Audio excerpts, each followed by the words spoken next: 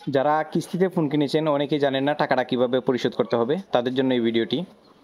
Simply হচ্ছে পাম্পে যে অ্যাপ্লিকেশনটি আছে ওই অ্যাপ্লিকেশনটি প্রথমে আপনার ফোনে ইনস্টল করে নেবেন। আপনি যেই নাম্বার দিয়ে ফোনটি কিনেছেন ওই নাম্বারটি দিয়ে লগ ইন করে নেবেন।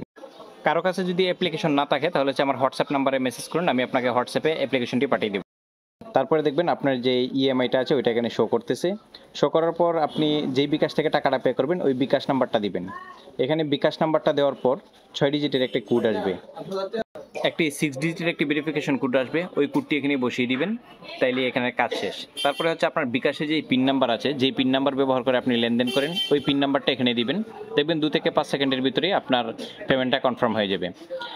একটা মেসেজ আসবে, চাইলে ওই মেসেজটা সংরক্ষণ করে রাখতে পারেন, সংরক্ষণ না করলেও সমস্যা নাই, আপনার অ্যাপ্লিকেশনে ওইটা শো করবে। সো সিম্পল বিষয়, কাজ শেষ, আপনার পেমেন্ট কনফার্ম। এইভাবেই এখন থেকে আপনার কিস্তিগুলো পরিশোধ করতে পারবেন। কাউকে কল করার প্রয়োজন নাই, কোনো দোকানে যাওয়ার প্রয়োজন নাই, নিজের বিকাশ নাম্বার থেকেই পরিশোধ করতে পারবেন। ধন্যবাদ।